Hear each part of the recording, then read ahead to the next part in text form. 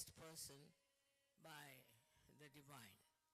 And she should be worshipped as a goddess or as a deity which is looked after France and its independence. But then the people, every year I repeated, but they didn't make anything on her.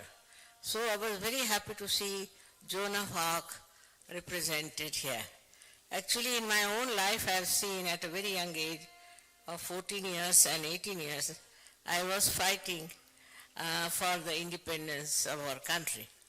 And my professor, my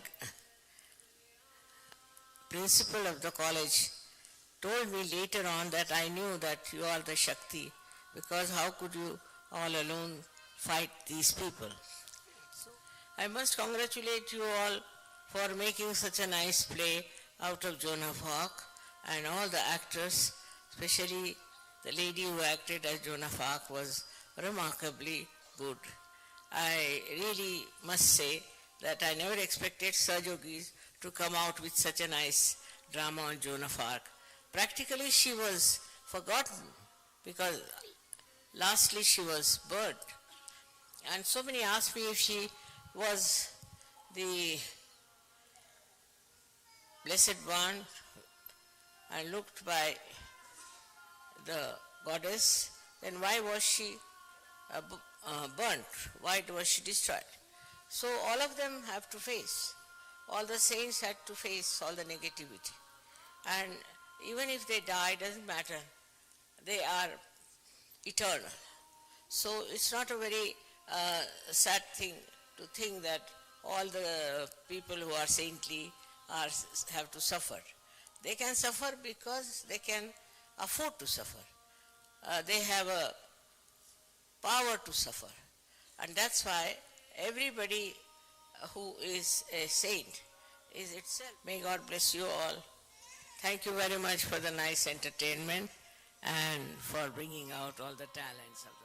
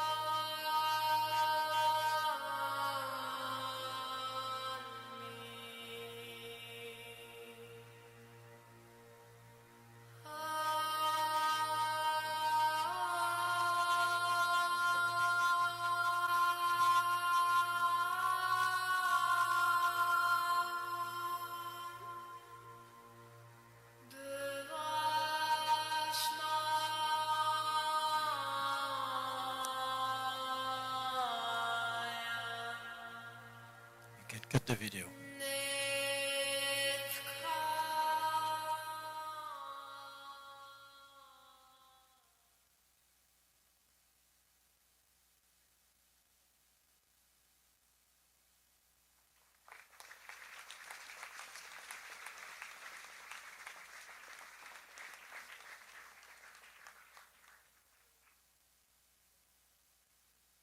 We'll take together the mantra of Shri Durga Kali.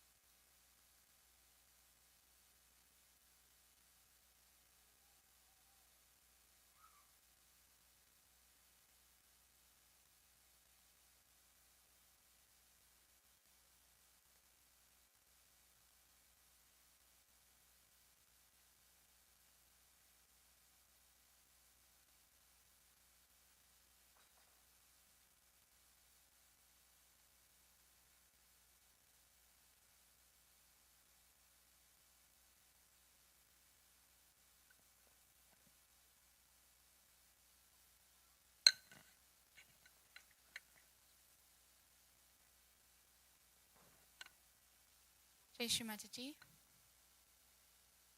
Dear Holy Mother,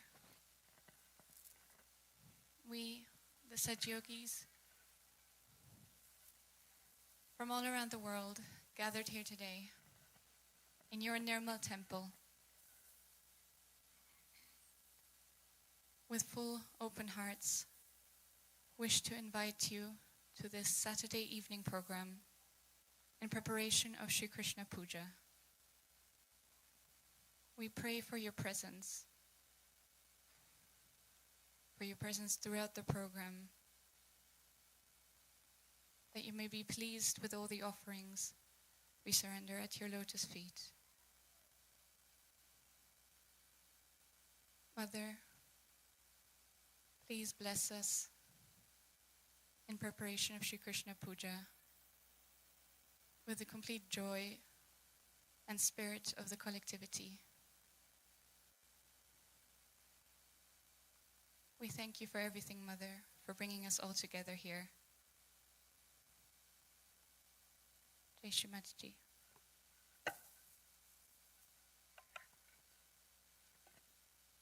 Mother, we would also like to warmly welcome all your children here tonight. We would especially like to warmly welcome anybody who's coming here for the first time. If this is your first time here in Cabella, would you mind raising your hand? Wow, okay. All right.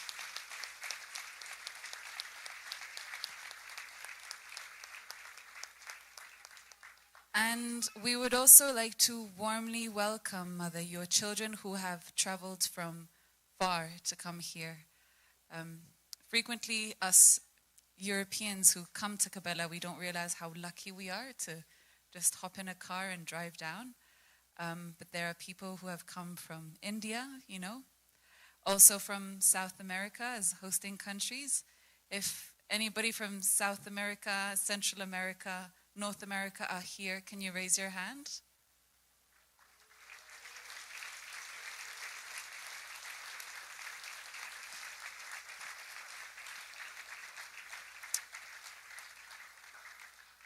If, when you're doing the line for food, or if you are sitting at the cafe and you see somebody from these countries that are far away, it would be really nice if, we can all sit down with them and just have a bit of a chat and get to know them better and make them feel more welcomed as well. Do you want to present it now? Mother and dear brothers and sisters, we have such a beautiful program ahead of us tonight. The program will consist of 2 parts. The first part, we're most honored and blessed to be able to watch the Joan of Arc play, a collaboration of international yogis, more than 50 participants and people that have been working on this project. And we're very, very lucky to have it, to be able to see it here in Cabella as well. It has been performed in Kanajahari before, and now we're lucky to have it here. And the second part of the evening will be a beautiful concert prepared by Shaktidar and ensemble. So we will also have Bharatanatyam and Kathak dance and some folk dandiya dances. So a very, very beautiful night ahead of us. But before we can start, we do need to do a little bit of housekeeping. Firstly, I know we have many people here, but it is important to leave a passage free. Normally they're marked on the ground, so if we can just squeeze a little bit and leave those pathways free, it's a legal requirement that we have to comply with. So just squeeze a little bit and leave the paths free. The second announcement of housekeeping has to do with Puja registration. It will be open from 10 a.m. to 1 p.m. tomorrow, over there in the corner, and then it's closed. So if you haven't registered yet, that's your last chance. Likewise, to all the yogis who needed a visa, a letter invitation to obtain their visa to come to Cabella, you need to go and speak also to the registration desk between 10 a.m. and 1 p.m. tomorrow. Indian citizens are not required to do that. That's separate. But if you are of any other nationality that needed to get a visa to come here and had to apply for a letter from the foundation, please do go and talk to the people at the registration desk. As we said before, the hosting countries are quite far away, and as a consequence, not that many of them can travel because it is very expensive and takes a lot of time. So they would greatly appreciate any help they can get in the kitchen for cleaning up. And they have particularly requested the help of men to help, with their strength, clean the big pots. So if any of our brothers and uncles feel like helping out in the kitchen, the help would be greatly appreciated. And the last piece of information has to do with the river. There's been a dead animal found in the river, so it's considered not particularly safe at the moment to bathe in the river. We will be updated on the situation tomorrow. So yeah, just keep that in mind.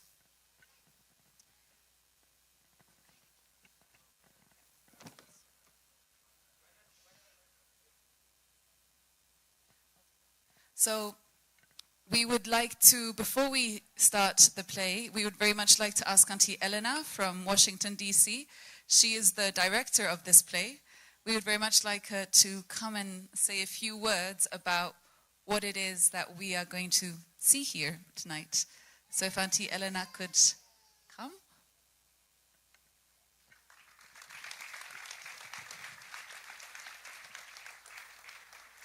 Dear Shri everyone, it's our honor to be here, and it's my honor to be here because last time I was in Cabella was 25 years back. So, and this time we brought to Cabella to show you Joan Project. Joan Project started in November 23 when I found the book written by Mark Twain, American author, personal recollection of Joan of Arc. So, and it was a very touching novel about the life of medieval peasant girl, who you most probably all know. So, and I started from there. I wrote adaptation for the stage, and I asked Joran, who composed some of the music for the Joan project, and he gave us the first song that you will hear tonight. So then it slowly developed into the 1 hour 20 minutes short musical play that we performed last year, 2024, during Adishakti Puja in Kanajahari. So at that time we had around 120 participants in cast, acting crew, production crew, choir, dancers, design, and many other departments, I would say. So, and then this year we got opportunity to bring it to Cabella. And our big thank you to USA National V&D for supporting the project and giving us this opportunity to bring it to Cabella to perform it one more time in front of the European audience. So, and we started in May. We collected, I would say, like our crew, it's 80% new. We still have actors and singers and dancers from United States, and you will see the key roles are played from United States by Yuva Shakti. They're not professionally trained actors, but they're very, very kind of enthusiastic about theater, about musical theater, and of course about American literature and about the story of Joan of Arc. And I believe the energy and power of Joan inspire all Yuvas who participate in the project. So then we collected European Yuvas, European actors, and we have actors who join us from France, Germany, Austria, England, Holland, Brazil, and Ukraine, and some other European countries. So it's really our honor to show you Joan this evening. And yeah, I would like to invite Shri also, who play Joan father in Cabella version, for a couple of words. Thank you, Elena. No, really not. So, what we would like to convey, and this is really on behalf of all the directors that they are, is that, of course, it's an entertainment, but it is not. Regarding our responsibility to the global world situation, so who shall be brave? So we shall be brave. And this musical theater is a medium to please our mother, first of all, to please and open every Sahaj yogi's heart, but also to attract the attention on the divine, on all those qualities much needed for the world. Thank you. Thank you. And on behalf of Joan team, I would like to offer this flower to Shri Mataji before we start Joan.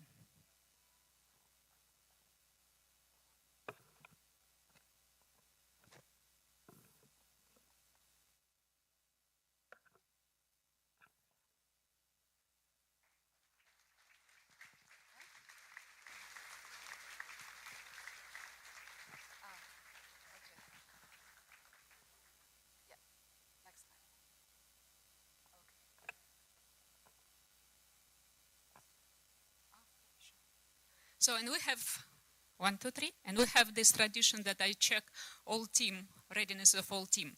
Is tech team ready? All right. Is dancing team ready? Quiet. Is acting team ready?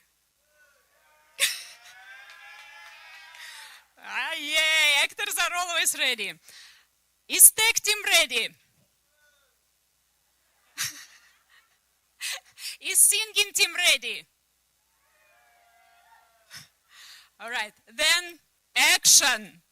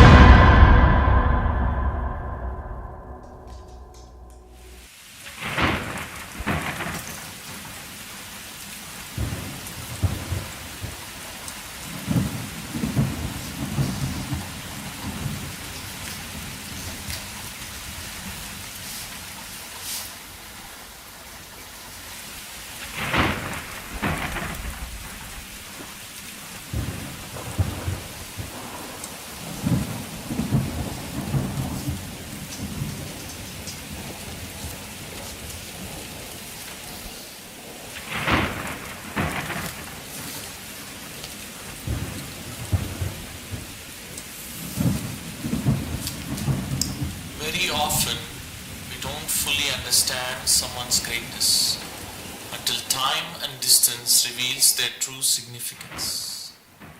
It becomes a poignant realization when we finally grasp the privilege of having been close to such an extraordinary person. Only when they have slipped away by the annals of time do we truly understand the true magnitude and nature of their soul. This is the year 1492. I am now 60 years of age, and I am going to tell you of things which I saw myself as a child and as a youth. I, Sir Louis de Conte, page and personal secretary of the Joan of Arc, will take you back to the early 1400s, to my childhood in France.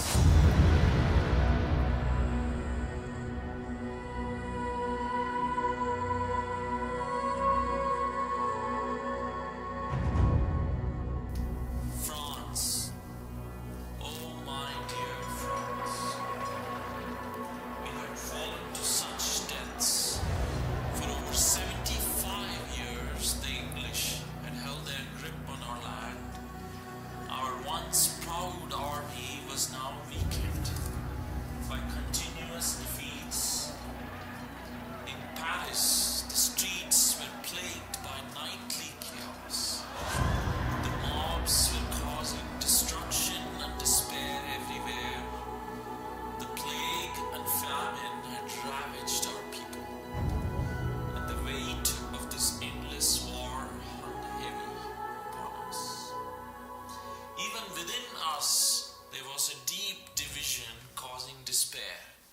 The French patriots had stood by our king, but the Burgundians chose to side with the English, further tearing our country apart. I was just 5 years old when I saw these horrors very close, seeing everyone dear to me butchered before my very eyes. But by the grace of God, I was saved. I escaped and found refuge in the home of a kind priest at Domremy, a small remote village where, among other children from French patriot families, I met her for the first time. I met the Joan of Arc.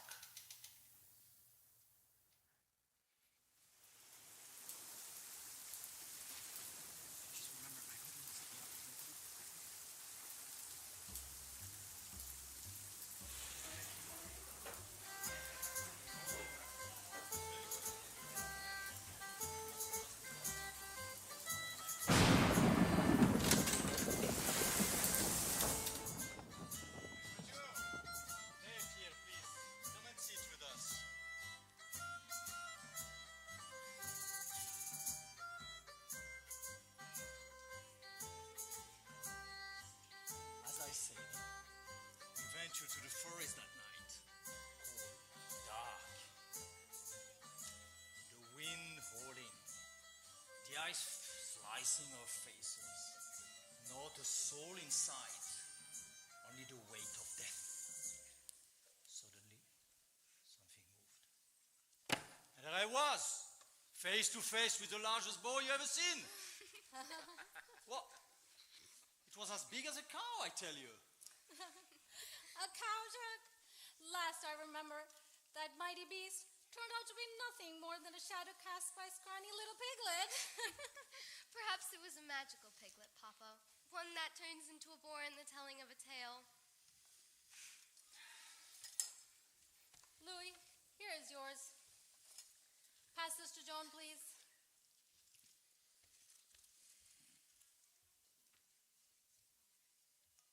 You want some? John, good grief! This girl always brings some outcast dog in the house. This little rascal will overrun our house before we know it. Tell him adieu. Now, Jacques, God gave child the instinct and knew what he was doing when he did it. It must have its course, Jacques. It must have its course. Who are we to come in God's way?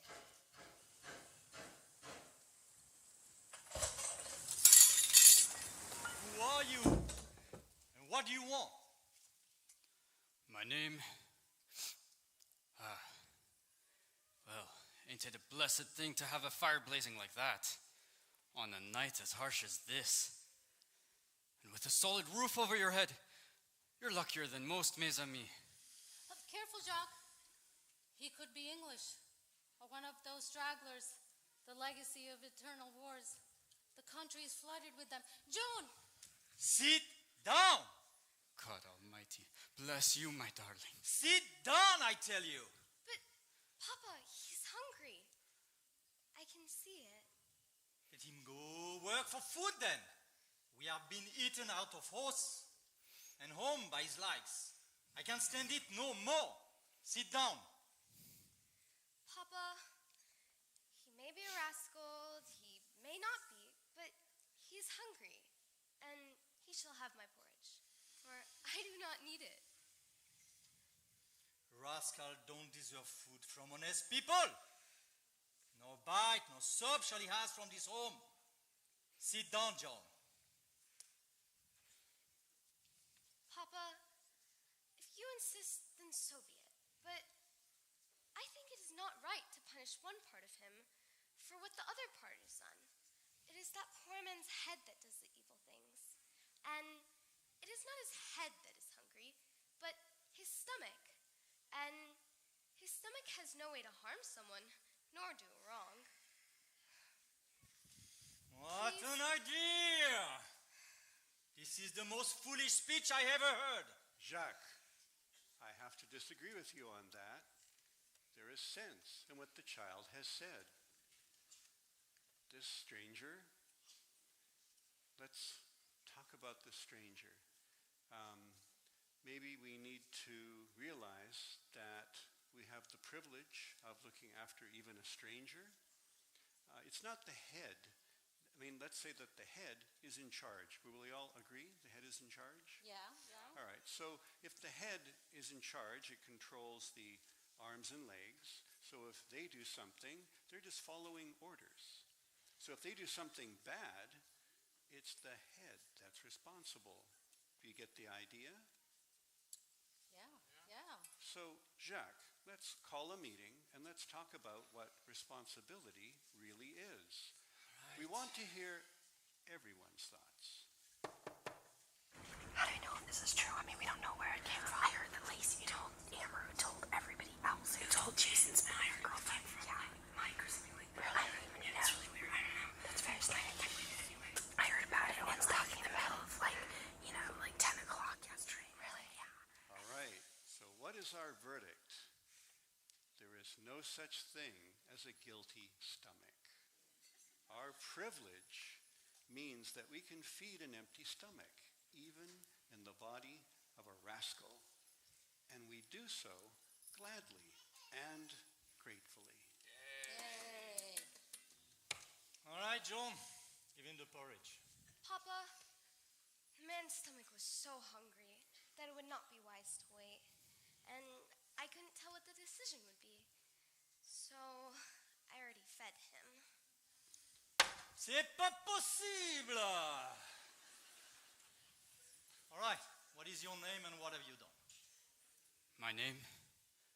It is Manchon. Been knee-deep in war for what feels like forever.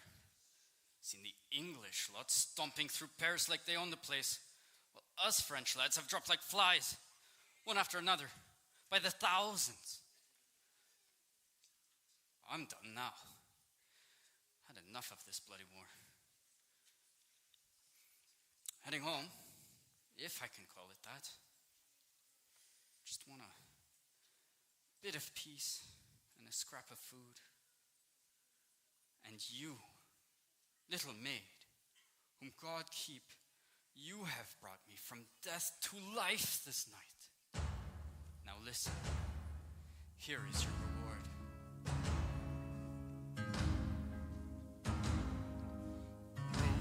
Roland rides out in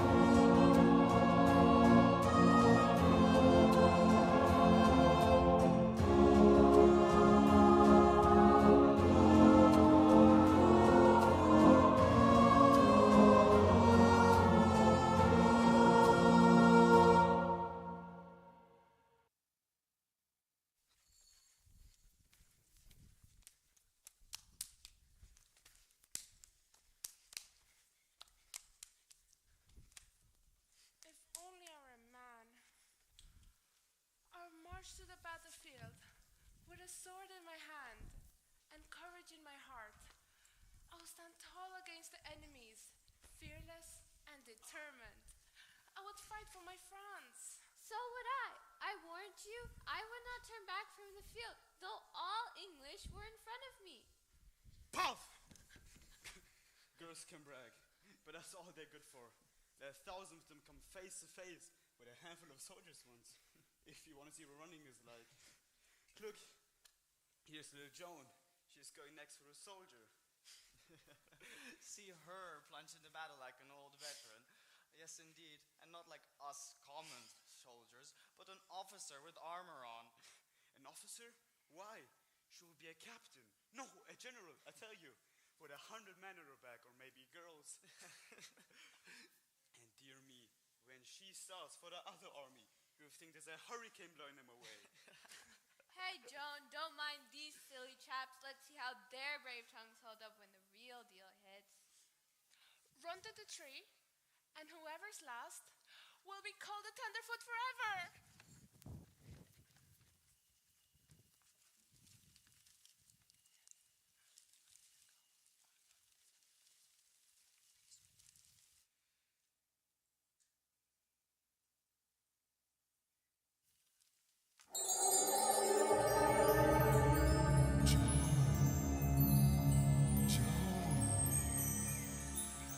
Foe is strong, where it belongs.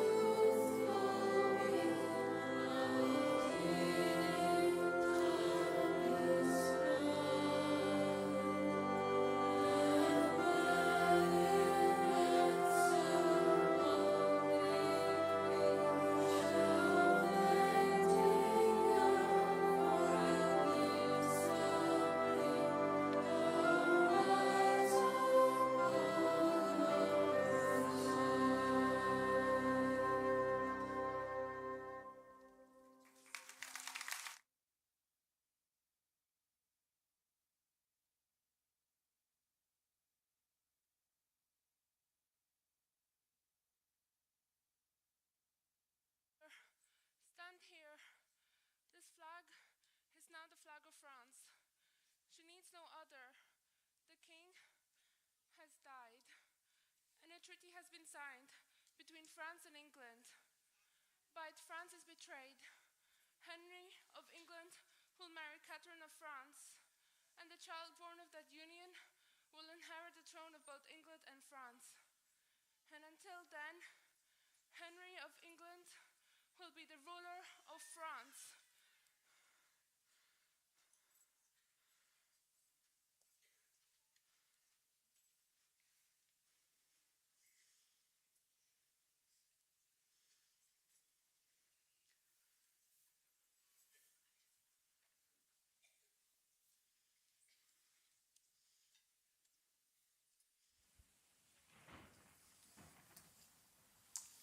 It was only later we learned that the Queen of France had pushed the dying king to sign the treaty. Everyone recalled that ancient prophecy which foretold that France would be lost by a woman and then restored by a woman. For the first time in its history, France had indeed been lost, and it was by the hand of a woman, her very own queen, Isabel of Bavaria. But as mere children, we were quick to shake off the burdens of the world. We lost ourselves in play. We continued to enthrall ourselves beneath our beloved tree, seeking joy in each other's company. Throughout time, all the children of the village were specially called the children of the tree, and they loved that name, for within it carried a mystic privilege. It was said, whenever a child of the tree was about to face death in a distant land, then, if they are at peace with God, they could turn their eyes towards their homeland, and behind those misty clouds they would see the fairy tree, drenched in golden light, and if they closed their eyes, they could smell the fragrance of the flowers of their homeland. But this vision meant that they were near to their end. Joan and I truly believed in this myth.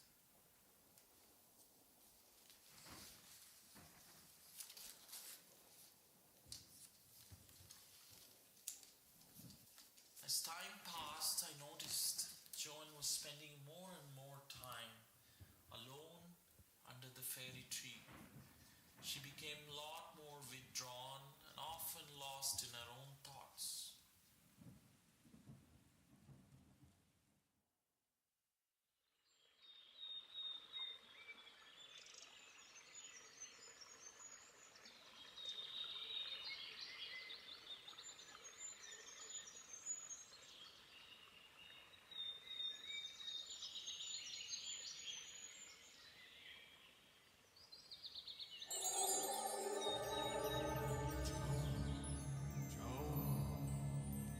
Whisper a command meant solely for your ears.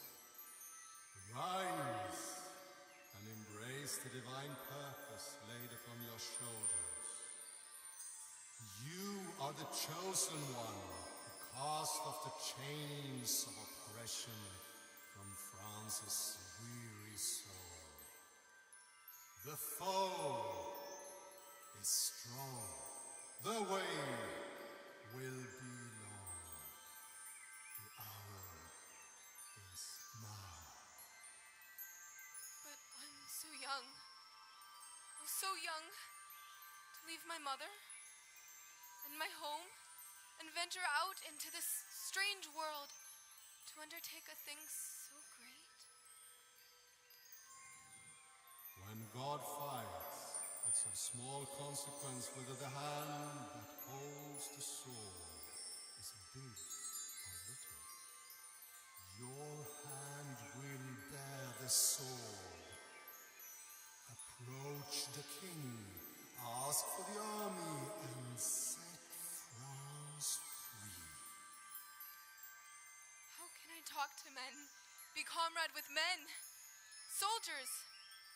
It would give me over to insult and rude usage. and contempt. Oh, how can I go to the great wars and lead armies? I'm just a girl, ignorant of such things, knowing nothing of arms, nor how to ride a horse, nor mount it. I can't. Joan, fear not. Your destiny is written in heaven, beyond the constraints of mortal bounds. Have faith and march forward. Forward only. We command you. Approach the king, assume command of the army, deliver Orléans and lead France to liberty with all your might. Yet, if it is commanded, I'll bear it with grace. Ah, Joan, I have a wonderful thing to tell you about. I had a dream, and in that dream you were standing right there where you are, and a great white shadow passed over you like a wing in flight, and I knew something tremendous was happening. Louis, you're here? What did you say? A dream.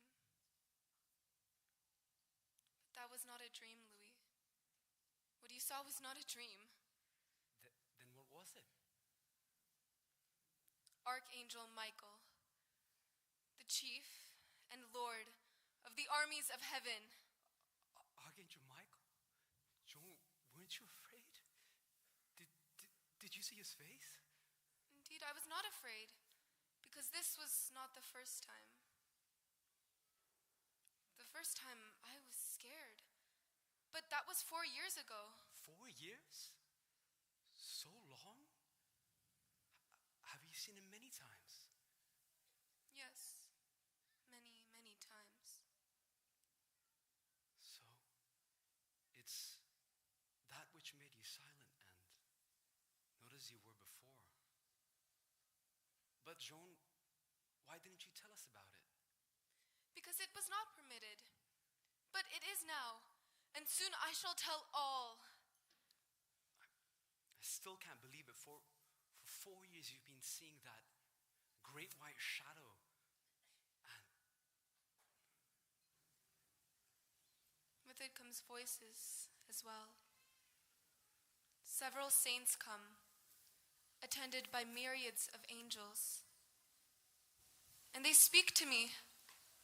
I hear their voices. Joan, what do these voices tell you? All manner of things. About France, I mean, a lot of disaster and misfortune.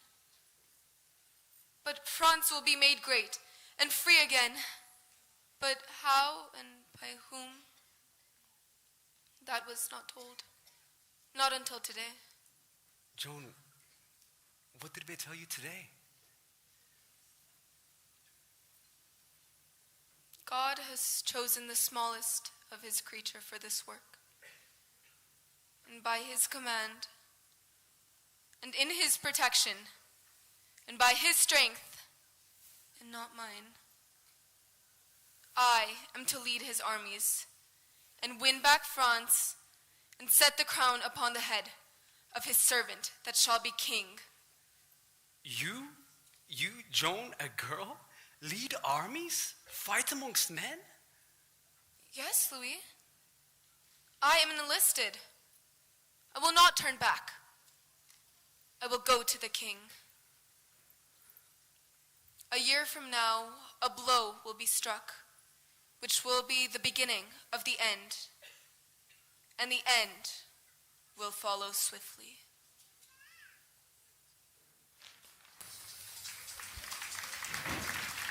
All the things that John told us that evening seemed impossible, yet they rang very true to my heart. We set off on our journey to meet the Dauphin in the January of 1429. That day, Joan saw our village and the fairy tree for the very last time, and it was her birthday. She had now turned 17. We pressed on through enemy lands, battling the biting winds and the freezing grip of winter, constantly fending off attacks by the English squads. But Joan's resolution never flagged. It was always forward, forward, and forward we went. News of the country bred who were on the march to free France, who were being led by divine voices, reached the Dauphin's court. However, our king had no intention of fighting. He sought to give the whole thing up. He pitched his crown into the sewer and ran away to Scotland. His trained advisors preferred to keep him idle, as that meant their own importance grew. No one wanted him to rise. No one wanted him to fight and strike for the crown and the country. It was unsurprising when we arrived that nobody greeted the village girl, ignorant of war, in the royal court. No one but the Dauphin's mother-in-law herself, Yolande, Queen of Sicily.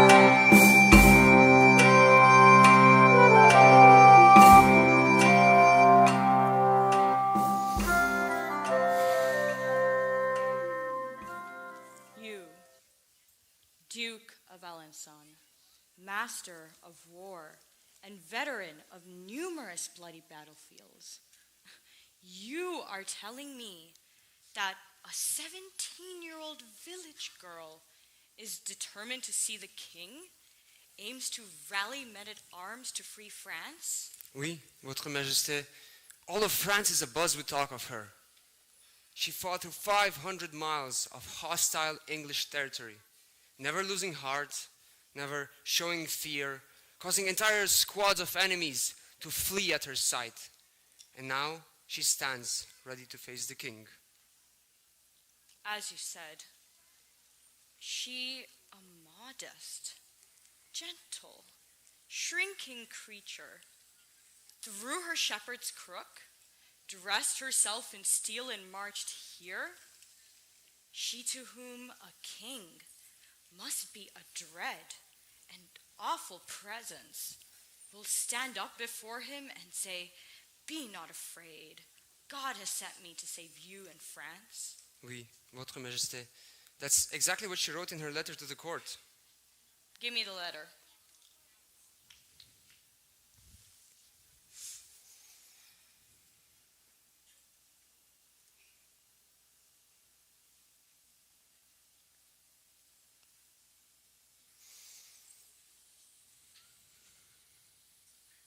So, the girl dares speak of visions and angels, and yet her words are not madness. She speaks with the urgency of a commander, not the ramblings of a peasant. Do you believe her, Jean? Oui, Votre Majesté.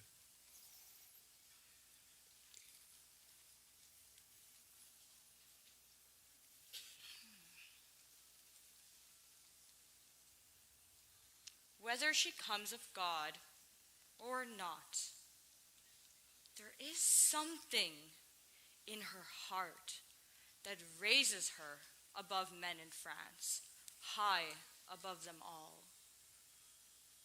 There is mysterious something in her that puts heart into soldiers and turns mobs of cowards into armies of fighters that go into battle with joy and song and sweep across the field like a storm.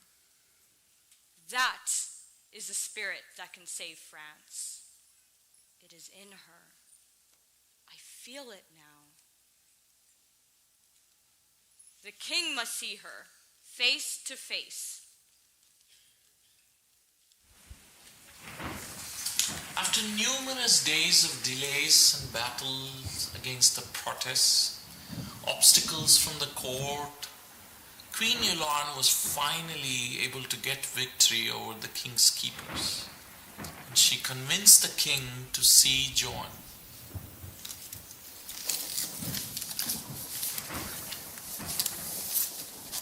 I should say there was something peculiar about our king. It was very odd. No one could understand the reason for his sluggishness, his lethargy, and just sheer unwillingness to fight. Now we know that he had deep doubts within about his own legitimacy of his birth. This was gnawing at him, but he kept it secret between himself and his God. On the appointed day, 2 knights and I went with Joan to the grand audience hall to meet the king. There, in the midst of all the splendor and magnificence, was a throne royally decorated.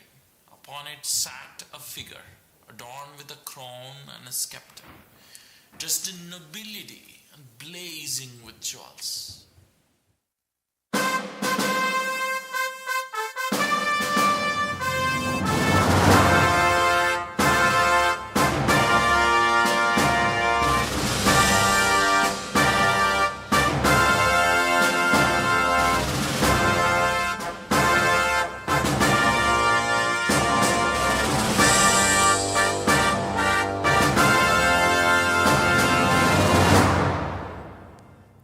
Joan of Arc, Your Majesty.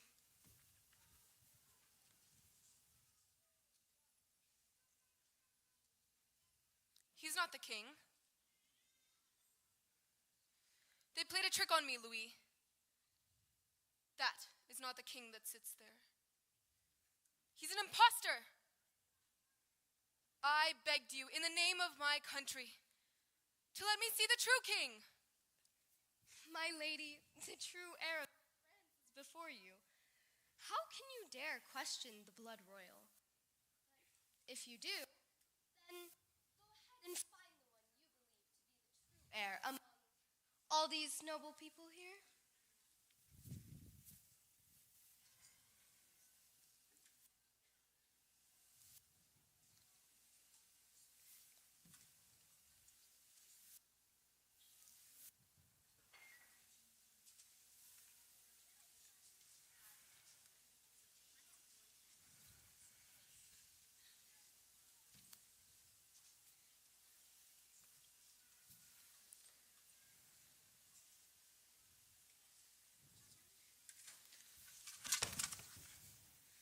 God of his grace, give you long life. O dear and gentle Dauphin. You are mistaken, my child. I am not the king. There he is. No, gracious Lord, you are he, and none other. Very well. Then tell me who you are, and what would you? I am called Joan the Maid, and I'm sent to convey the King of Heaven's will, that you be crowned and consecrated in your noble city of Reims, thereafter serving as the lieutenant of the Lord of Heaven, who reigns as King of France. Furthermore, it is his command that you set me at my appointed work, and give me men at arms. For then I will raise the siege of Orléans and break the English power.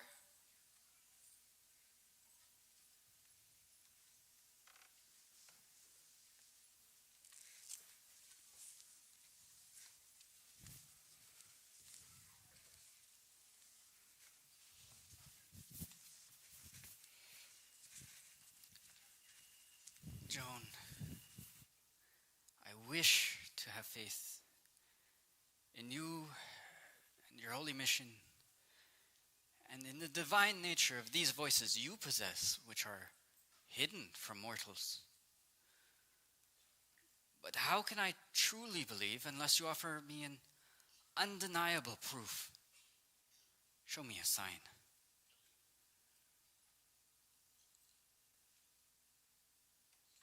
I will give you a sign, and then you won't doubt anymore.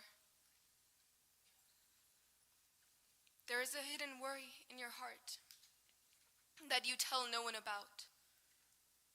A worry that wastes away your courage and makes you think about giving up and running away from your kingdom. Lately, you've been silently praying in your own breast for God's help to resolve that doubt, even if it means realizing that you have no right to be king.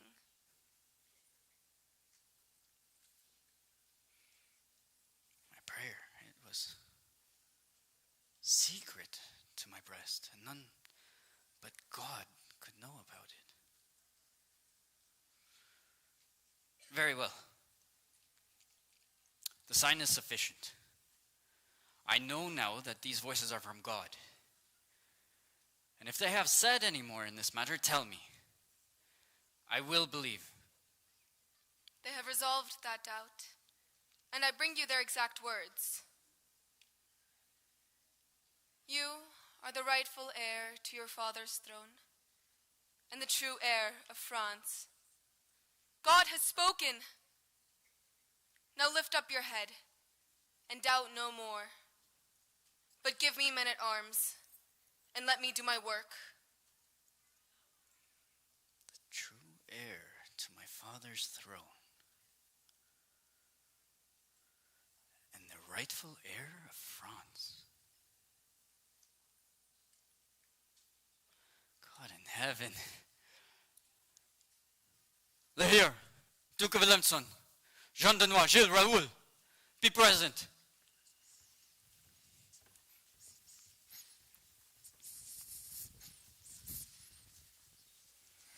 By the authority vested in me as king, I declare that you, Lehir, Duke of Alençon, Jean de Noir, Gilles, Raoul, acclaimed generals of our realm, shall henceforth lend your formidable skills under the service of Joan of Arc.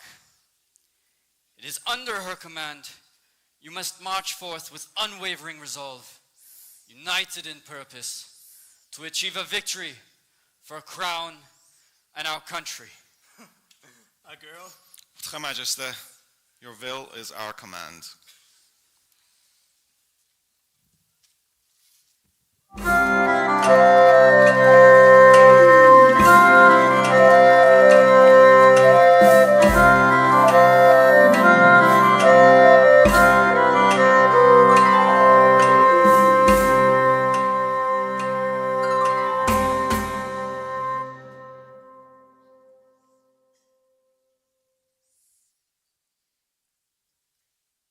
He left us with this girl.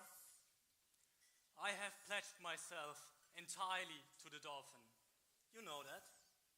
But commander of the armies of France, she was nothing.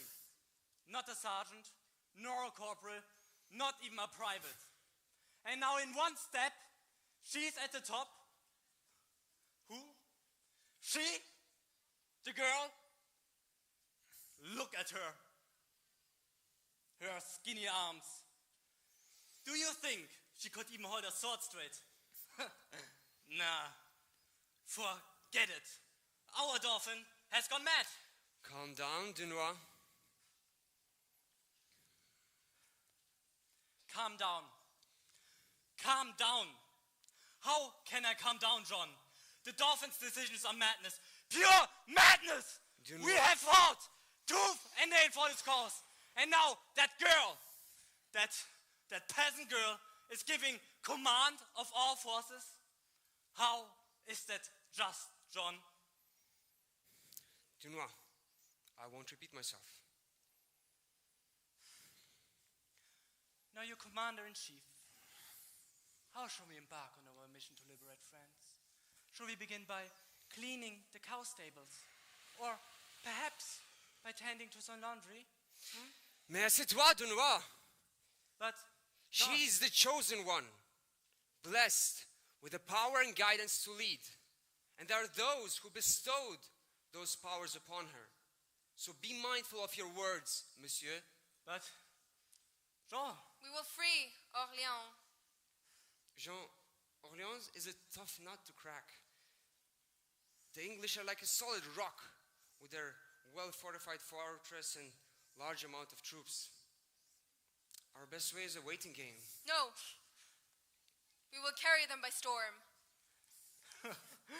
Is my hearing fooling me? Did our commander-in-chief just say, we will carry them by storm?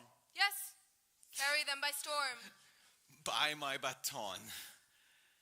That is the music I like to hear. Yes, that is the beautiful word and the right tune. My general, we will carry them by storm. But before... Louis, bring the paper. Write it down.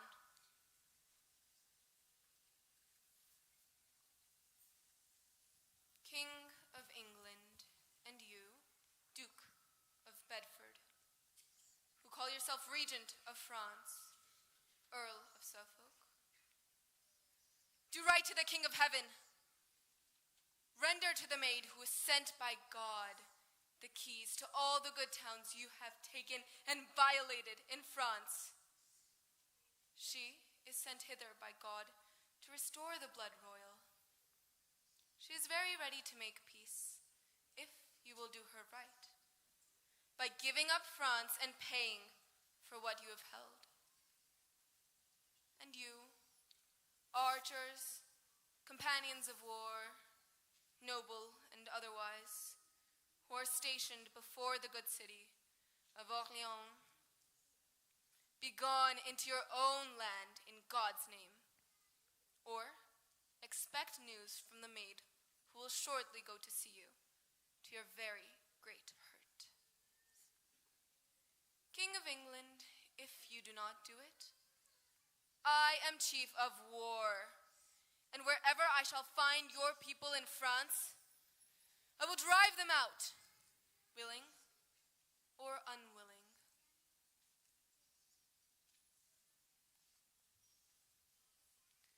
Laïr and all of you, from now on, every man who joins my standard must absolve himself from sin, ensure cleanliness throughout the camps, refrain from drinking, flirting, or swearing, and all soldiers must attend the divine service and recite the prayers twice a day.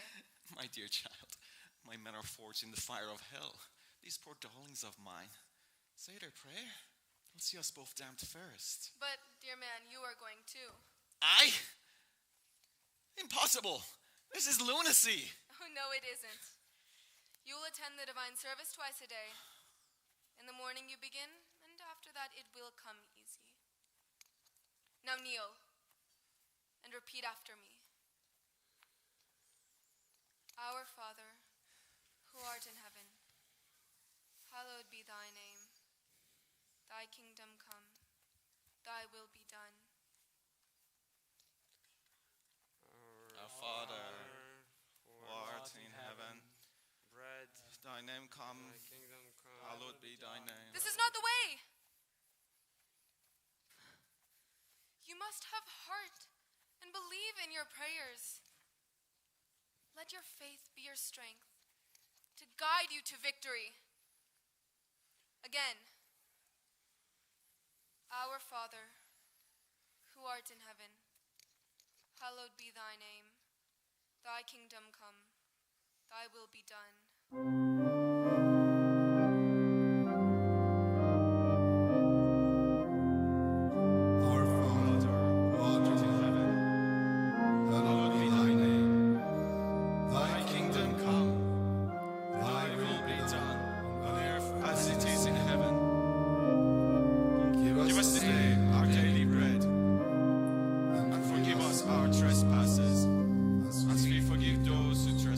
Against us.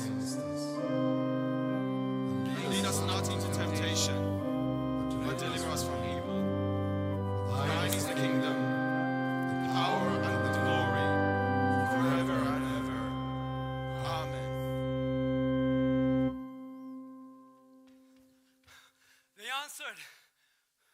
What did they say?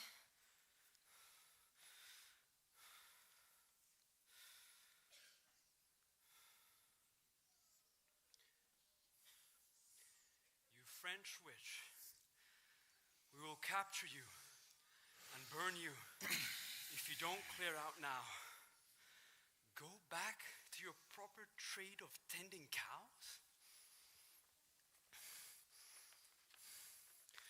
Joan, this is hopeless. You're a girl, undeniably brave, but just a girl, and those on the other side are butchers. Look at our army. They're disheartened.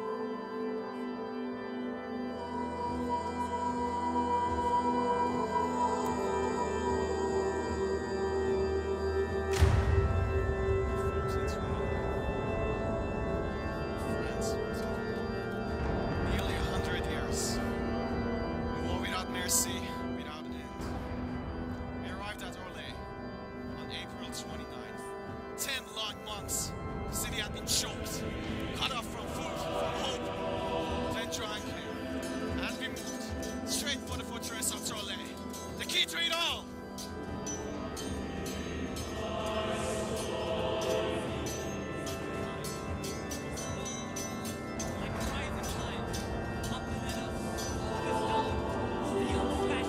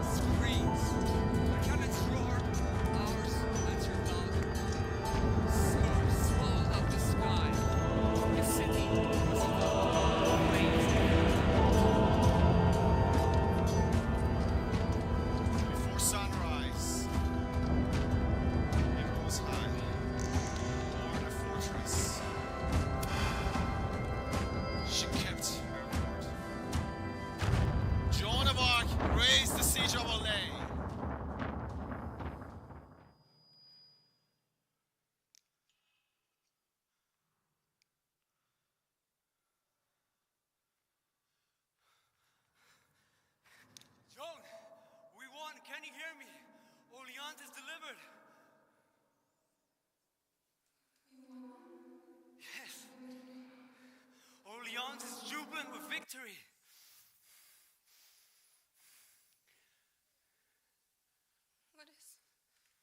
What is all of this, Louis? Whose blood is here in my hands and all over me? Whose blood is this? What have we done? This is the price. Victory's price. The price? Nair, the price? This is war. War's never a winning thing. I don't remember anyone winning anything, anytime. We all just lose all the time. Whoever's loses last has got terms. It's all just a lot of losing and sadness and nothing.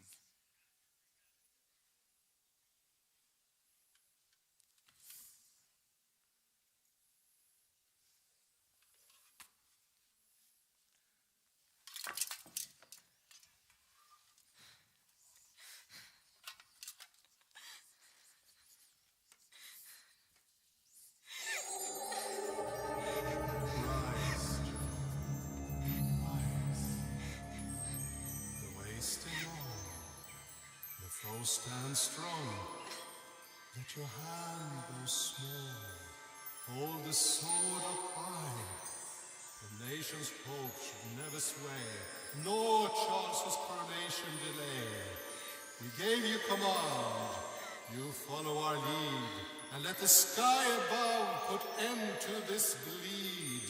So rise, Joan, rise!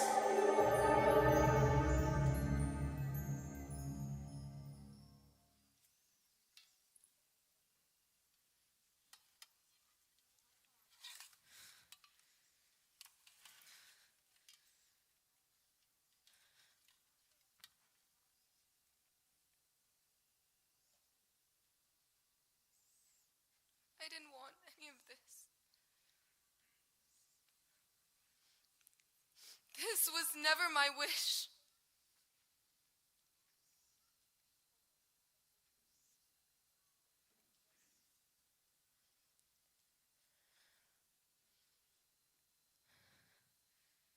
But thy will be done.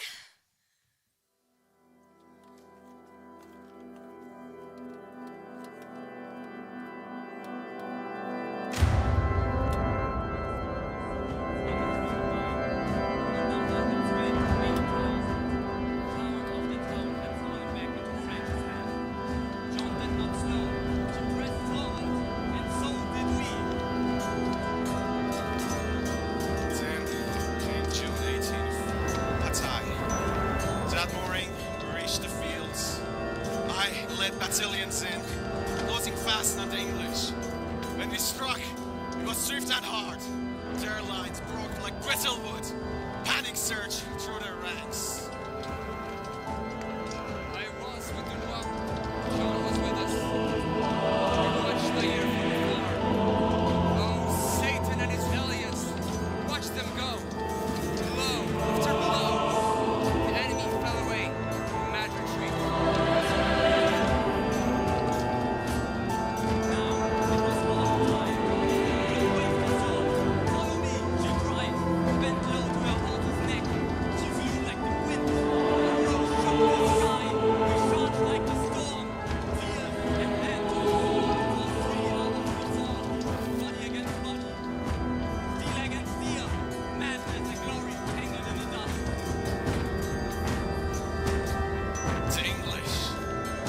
With stubborn fire, endless cutting, hacking, stabbing.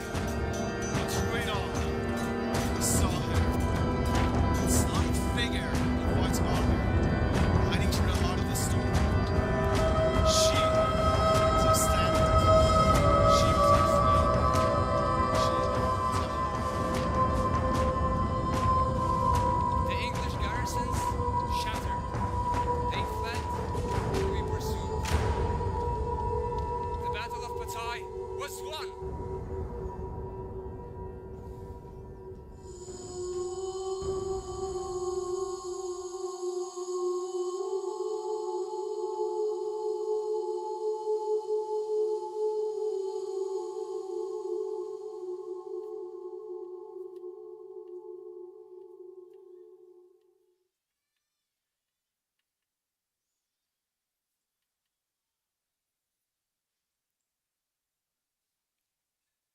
1,000 years.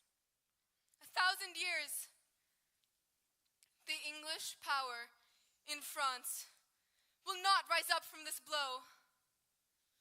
France will be free.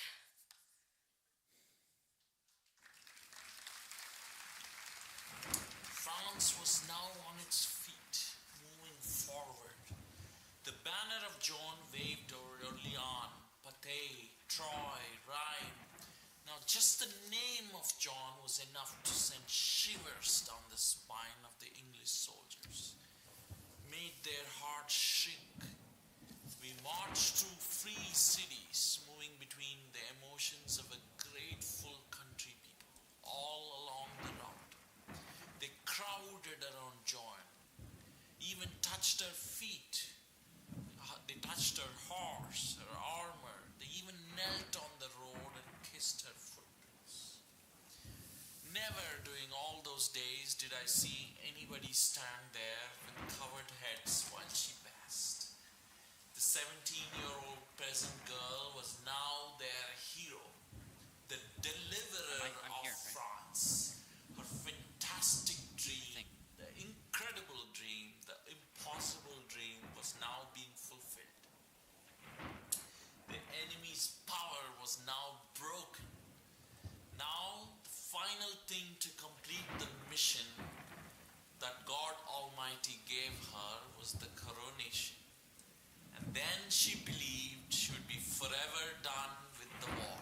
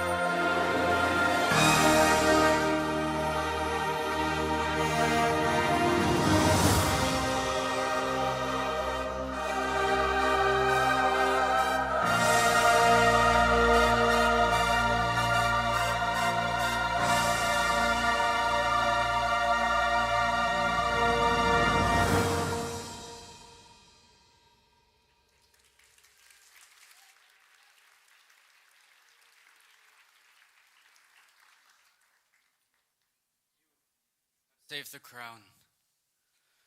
Speak, require, demand, and whatsoever grace you ask, it shall be granted, though it make the kingdom poor to meet it.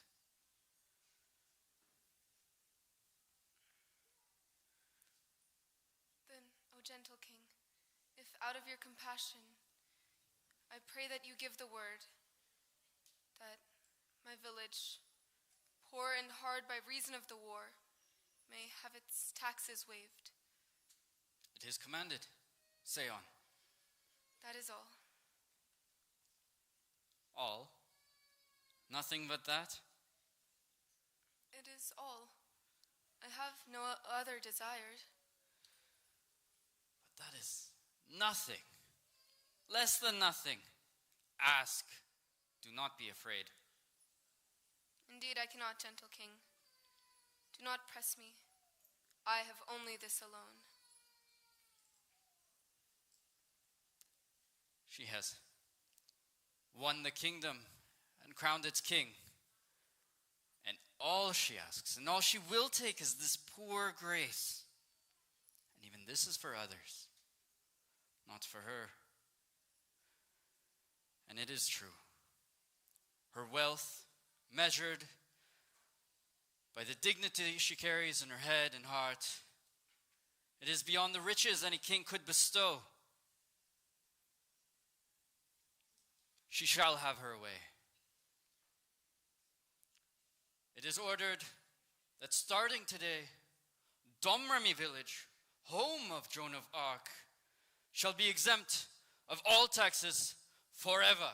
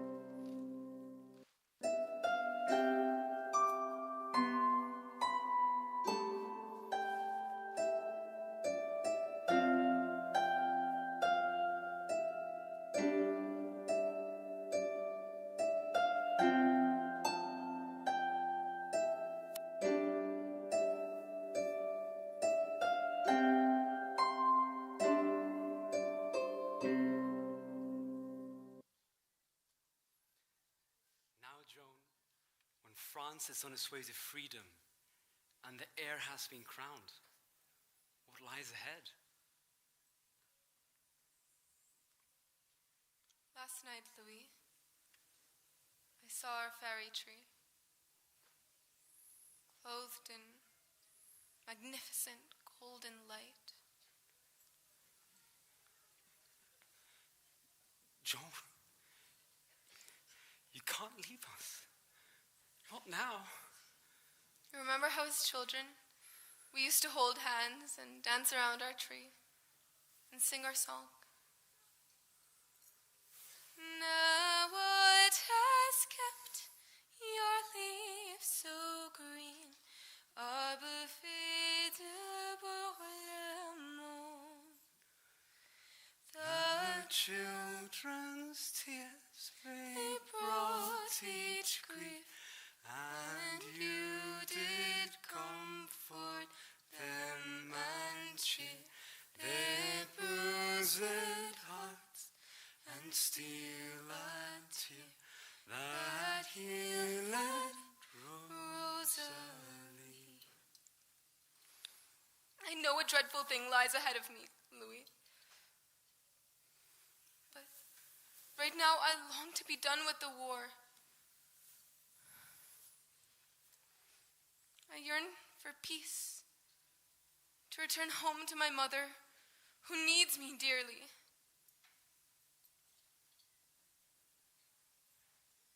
I want to tend to my sheep and run barefoot in the stream and laugh and dance and hug all the children of the tree. And I never want to leave the warmth and happiness of home again.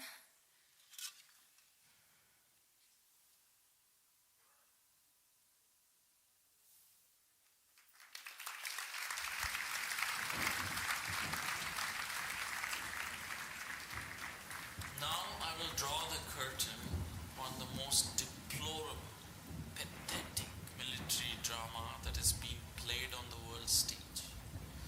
Joan of Arc continued to fight for France, and on the 24th of May 1430, she was captured near Cabella. Word of her imprisonment reached Paris. The Burgundians, the English, deafened the world with clamor of their joy bells and the relieved thunder of their artillery. Joan was kept in a strong fortress of the Duke of Burgundy. After all, he was still a French prince, and too ashamed to sell her to the English. He waited and waited and waited for our king to pay ransom. The king was silent and made no offer.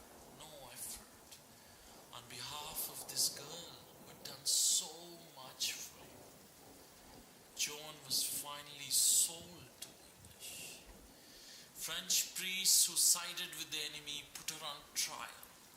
They accused her of heresy, even dressing as a soldier. She was executed by burning at the stake in May 1431, a year later. It took King Charles 20 more years to liberate France. Joan's mom, Isabelle Romy, spent many years trying to clear her daughter's name. And finally, her efforts paid fruit. In 1450, her conviction was overturned and her reputation restored.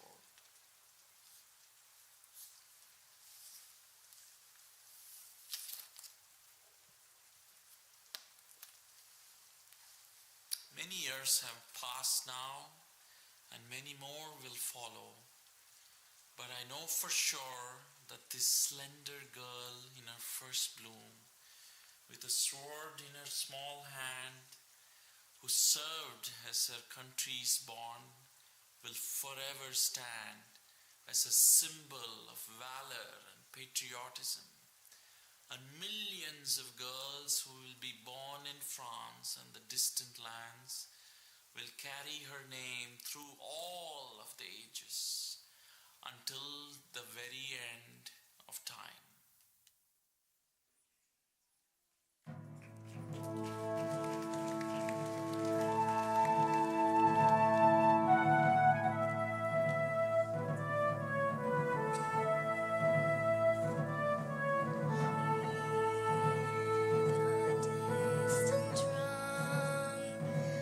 How it calls the saints from olden times.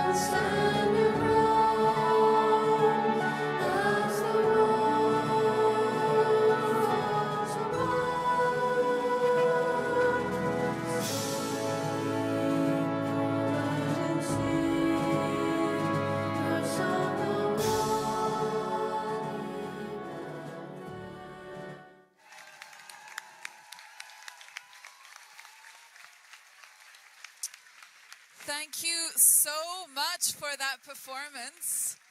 I mean, you have got everybody on their feet.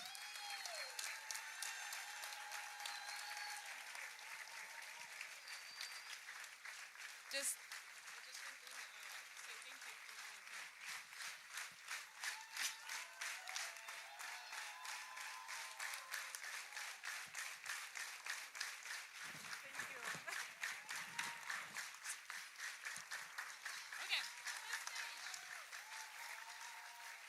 So I want to invite to the stage acting crew, dancing crew, singing crew, and all our makeup artists, stage crew, and everybody who help to help our project in Italy.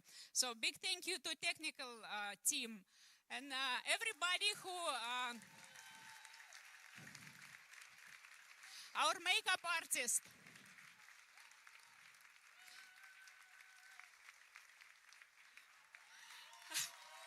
Our designer, our and people who help during all these 2 months that we were preparing Joan. They help online, they mix music, they help designing the costumes and many other things. So big thank you to all of you who help us to bring Joan to Cabella. Jai Shri Mataji.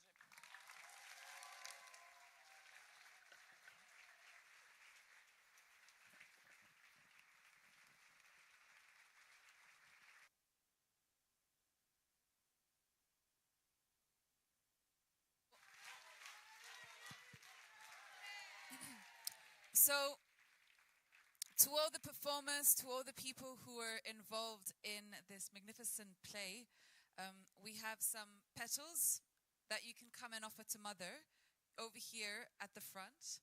So you can, make your way down here.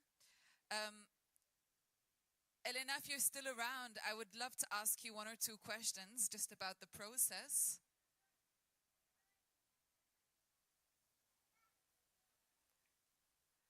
Yes, so, I mean, the amount of all the props, all the costumes, how did you bring it here? In 2 suitcases. No. No, of course, Igor from Cabella helped us to build the props. Jan from Bologna, originally from China, helped us to build the set design. So, so props was done here in Europe. So costume we bought from the United States, actors we bought from United States, and some actors, as I told, join us from Europe. So, and yeah, this is how it was. And when you took the decision, let's come and present this play here, how long did you start preparing? Because you said, the props and the set were made here in Europe. How much time? When did you start preparing all of this? It was really quick. So in May, Amrit from DC Collective came to me and asked, do you still want to bring Joan to Cabella? So it was, I would say, after Sahasrara Puja. So, and I say, okay, yes, let's go. And then I start feeling like, oh, will we be able to do so? But then I say, okay, let's go and we'll see what will happen. And during 2.5 months, we collected cast, we set, so basically we start preparing all props, we mixed music, and all was done basically during two months. Yep, it took us 2 months. That is pretty incredible that you all together put a performance like this on in 2 months.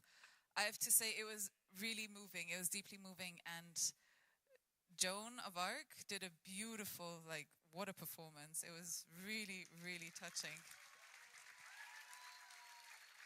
And for the props and that beautiful throne, we want to say big thank you to Igor, who put all heart.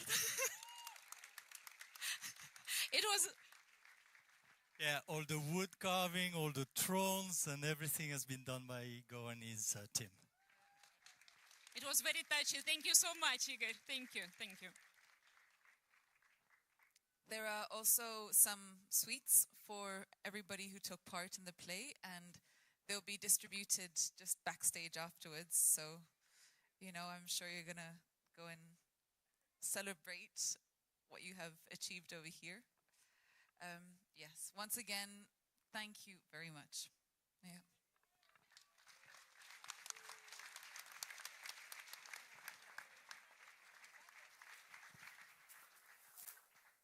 Yes, a big thank you. I'm still so speechless. There's something so, so beautiful about so many yogis coming together to be creative and to offer such a creative masterpiece to Shri Mataji.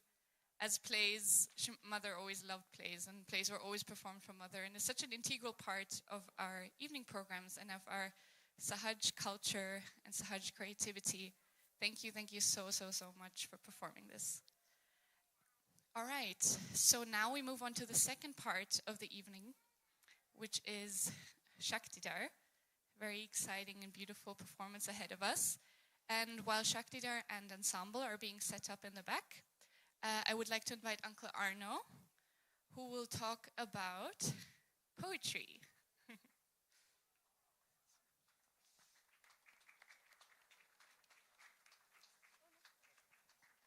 Jai Shri Mataji.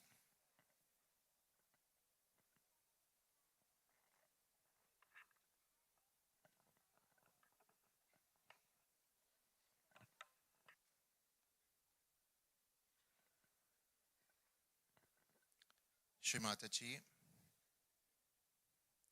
dear brothers and sisters,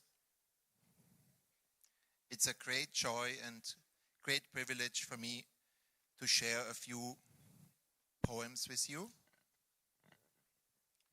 These poems are from a book called The Goddess, and 25 years ago I sat here on the stage on 5th May 2000 and I was allowed to read those poems to Shri Mataji. Mani also told yesterday how we yogis were allowed to perform certain music for Shri Mataji. This is some poetry which was performed personally for Shri Mataji. These memories are of course very dear to us, and I wanted to share these poems once again with you. That time it was only offered to Shri Mataji, the book, but this time we printed it and it will be gifted to all the yogis as a puja gift.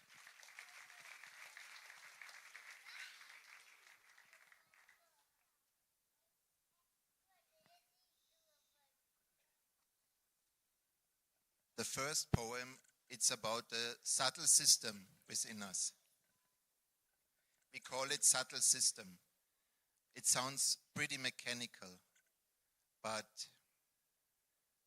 it's such a wondrous instrument created by the Adi Shakti. Every chakra within us is infinite. They are alive, and it's the most beautiful palace garden. And that's also the name of the poem. And maybe you can close your eyes and experience this palace garden within. The palace garden, the trinity of roots, heart and crown, the play of sun, moon and stars within, the secret garden enchanted by the scent of blossoms, the secret garden of the glorious king. These flowers are turning, emitting vibrations. This garden is golden, shining within, responding to nature, the outside, the inside, all the gods obeying their glorious king. These flowers are gardens of ambrosia trees, infinite in form, incomprehensible in being, universes on a necklace of pearls, perambulating around the glorious king. Divine nature awakened, the goddess herself wearing her most beautiful sari, smiling shyly towards the glorious king. The inner temple greatly decorated, with flowers blossoming, this garden at the time of spring reveals the secret of the glorious King. Jai Shri Mataji.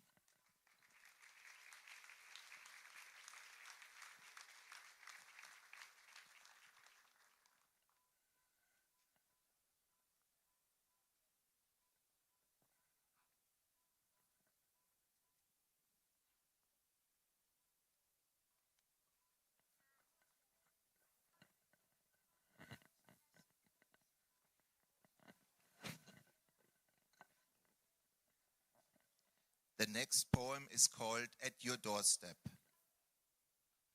There's a poem by Cabella where he describes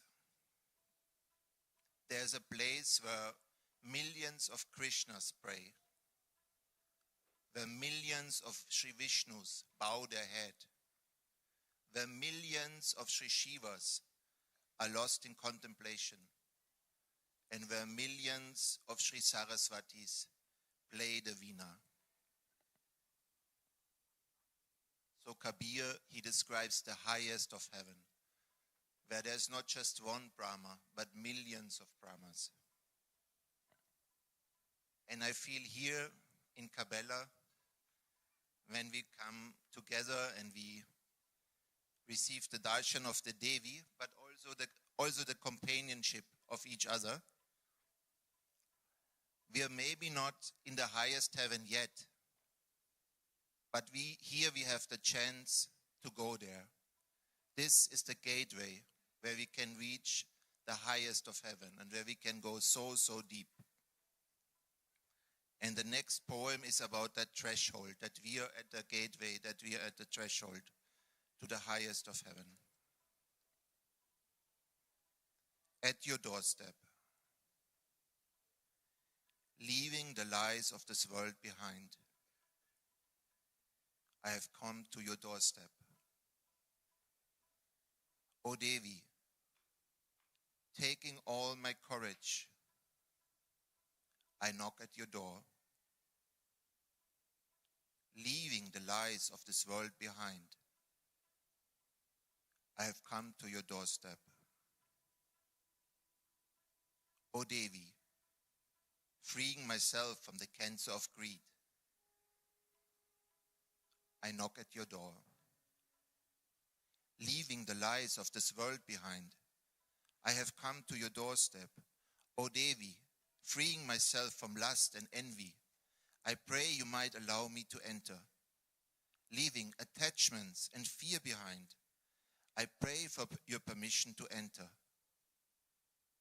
O Devi, leaving all fear behind, I step into your home. Leaving my pride behind, I am now waiting for you to see me. O Devi, my heart trembles, and I do thank my stars. Leaving all knowledge behind, I am now ready to see you.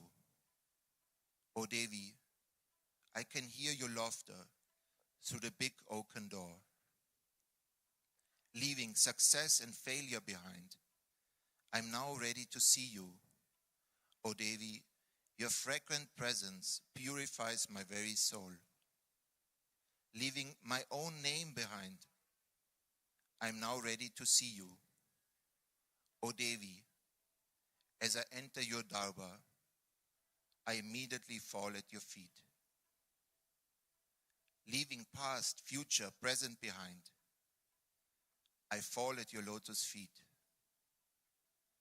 O Devi, what I have done to deserve your unending love, your unending love. Leaving past, future, present behind, I fall at your lotus feet. O Devi, what have I done to be chosen as your child?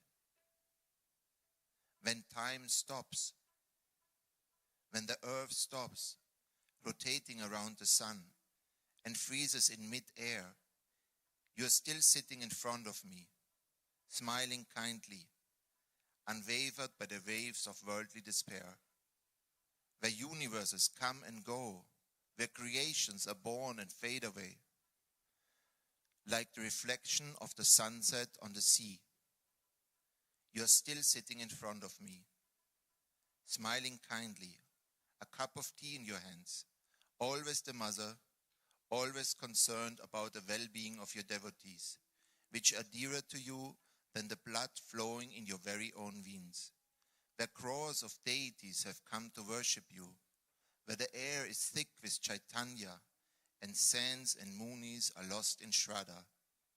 You are still sitting in front of me, smiling kindly, unassuming and all-powerful, the center of the universe and its most modest guest.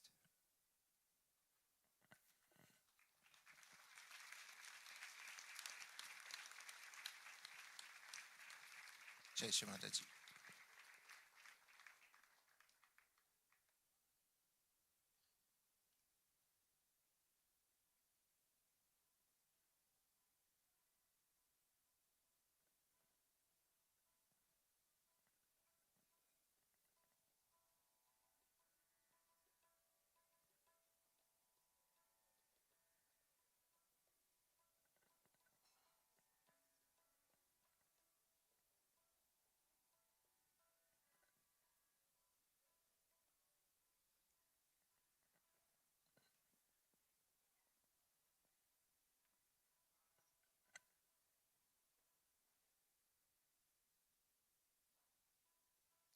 The next poem is called Melody.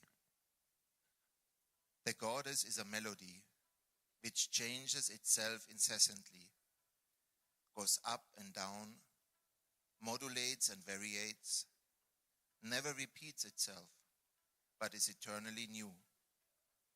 A melody which composes itself, which takes birth out of itself and in itself. Each and everything takes birth from this melody, has its origin in this melody. Only this melody is source and cause of its own birth. Even the goddess herself does not know if this melody will continue, if it has ever started or will ever end. This melody is beyond instruments or vocals, beyond scores or scales, beyond music. The one who hears it is heard. The one who recognizes it is recognized. And the one who finds it is found and can never be lost again.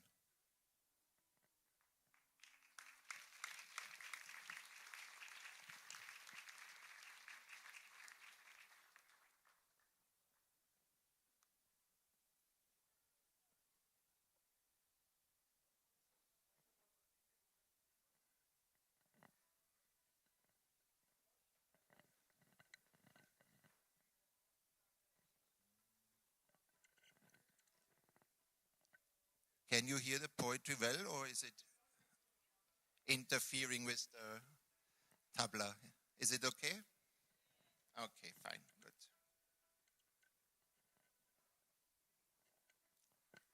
The next poem is written out of the perspective of the goddess.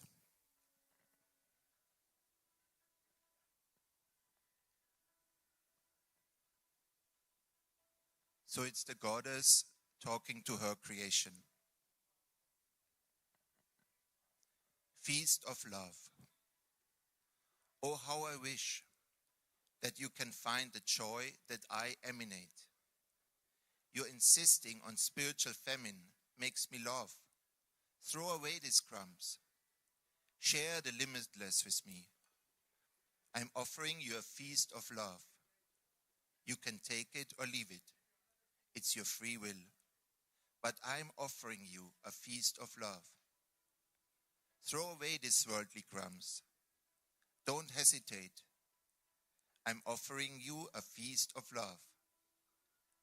Come share the limitless with me.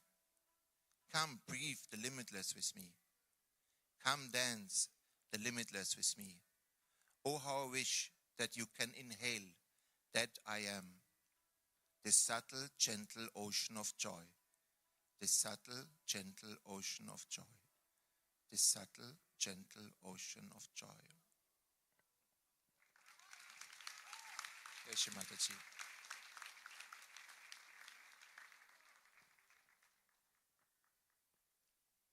And the last poem, it's called Lotus Lake.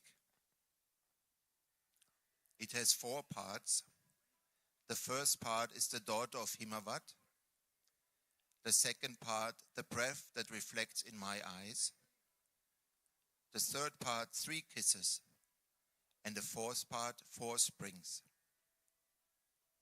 The first part is Shri Shiva talking to Shri Adi Shakti. Shri Shiva was praising Shri Shakti. You are the lotus of my heart. I am dancing in your presence without moving. You are the lotus of my heart, and your scent is filling the universe with joy. Your nature is the nature of a lotus, and my heart's nature is the nature of a garden, giving you place to be, to live, to grow, to your full beauty.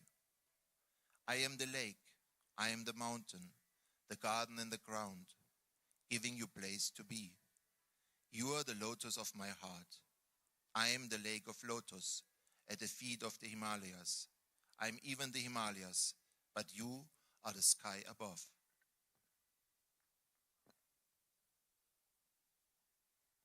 Shri Shakti laughed sweetly and sang to her Lord. You are the life running through my veins. You are the beauty dancing in my eyes, the very breath conquering my lungs, my heart. You are the honey, virtue and purity, encouraging my creation. You are the golden cup filled with the water of life and death, and life beyond death. And the third part, the devotee was praying from all his heart to his divine parents. O merciful goddess, you granted your humble devotee 3 kisses on the Brahmarandra. With your first kiss, you gave me birth, so I received Ganesh. With your second kiss, you gave me realization, so I received Shiva. With your third kiss, you gave me marriage, so I received Shakti. May I always be aware of the nectar flowing from your divine lotus feet. You have made my heart a newborn child. And the devotee further prayed, from the 4 springs of your Ganesh flow the 4 fountains to the 4 corners of the 3 worlds. It is a fire without heat, a storm without movement, a declaration of love without words, a gentle kiss of a cool breeze.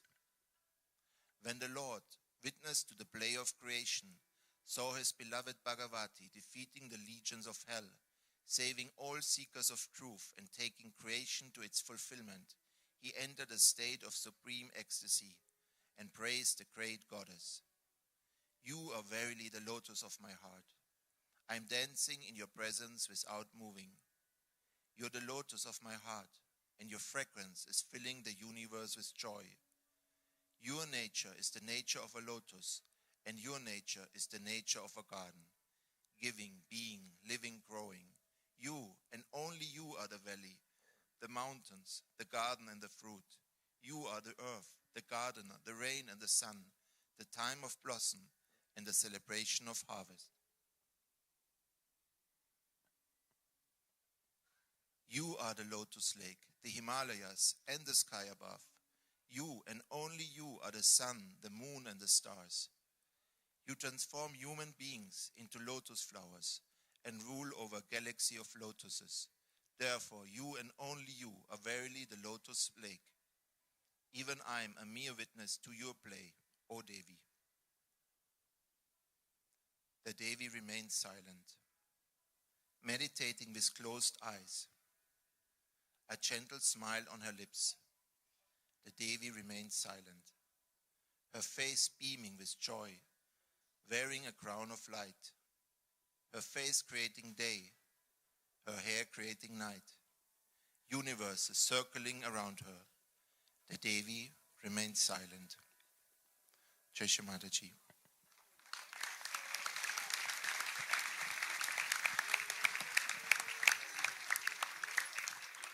And that poem is inspired by this photograph of Shri Mataji, which we all know, Shri Mataji in the form of Shri Shiva.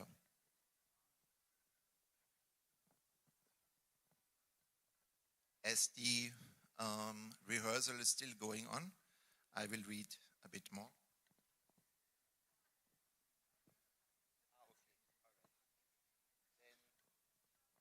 I conclude this performance hereby. Jai Shri Mataji.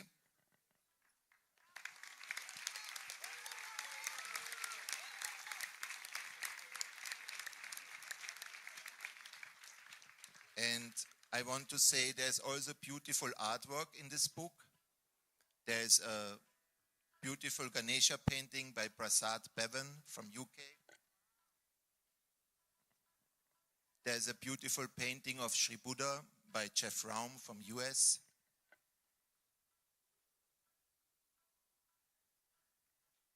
And there's artwork from Giselle Moira from Brazil, and also one yogini called Vera Ryabtseva.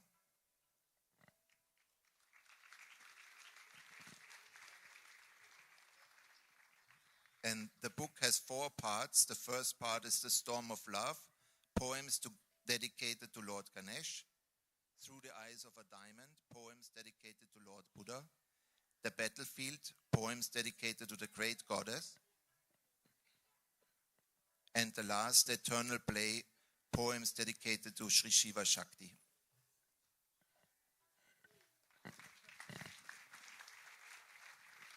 Thank you, Shri Mataji. Jai Shri Mataji.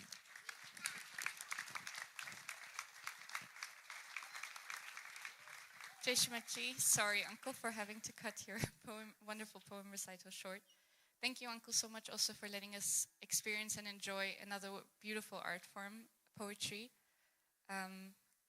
This beautiful ability to take the most beauty and the most honesty out of words so that they really touch deep our souls is really, really, really, really a beautiful gift. And thank you for letting us enjoy it.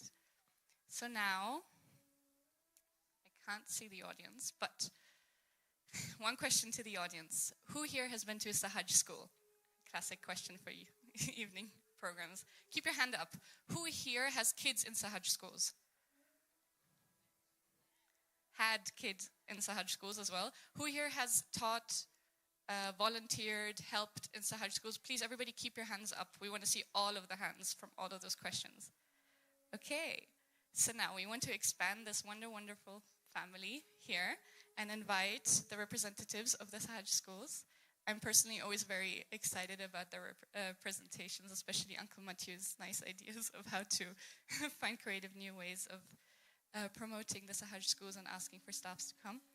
So I hand over to the representatives. Jai Shri Mataji, beloved Shri Mataji, dear uncles, aunties, brothers, sisters, nieces, nephews, who will come to Sahaj school next year? Can you raise your hand? Well done, well done. So the summer is not close to the end, but coming soon to the end, and the beginning of a new year is starting. And we need some stuff. It's always the same challenge for us, the schools, is to have some stuff. So we will tell you what we need, and inspired by your poems, uncles, I would say that the doorstep of the goddess, we have many on earth, thanks to you, Shri Mataji, and Shri Mataji schools are definitely the doorsteps of the garden of her lotus feet. So we really invite you to knock. The door is open. So you can come and spend 1 year, few months with us, enjoying the presence of Shri Mataji. Now I'm speaking for Cabella. In Cabella, we are very far from being ready in staff to start. We need 5 more dorm uncles or aunties to start. We need 1 teacher, 1 driver, 1 housekeeper. That's quite a lot. So please put that in your attention. If you want to spend 1 year in Cabella and dedicate your time to Shrimataji's children, if you have someone in your collective, some friends who have time, please contact them because we need you to start. Hello. Jai Shrimataji, my name is Mary. I'm from Canada and I'm with the Davy School. And thank you that you're still awake and have attention for these quick words. As Mathieu said, I mean, there's something extraordinary about being in a Sahaj school. I've never been a student in one, but to work in one and to be surrounded by the unconditional love of so many of Shrimataji's children from around the world, especially at this time, we can say, when things seem to be spinning quicker and quicker, month by month, sometimes even day by day. To have a place where we're sitting on the axis point, this still point, the point of peace and quiet. I mean, when I say peace and quiet, you know, Sahaj, I mean, you guys, you know what I mean, where we strive for this balance. It's not always peaceful and it's not always quiet, but a place where the innocence of the children, whether they are 4 or 14 or 19, they can relax, they can be themselves, where the protection, the joy and the protection of the collective is given priority. Sometimes we're asked at the Davy School, so we're a middle school, high school in Nova Scotia, we're asked what are the qualifications of your teachers? I'm not sure if you guys get this question as well. So we are at the mercy of the Sangha.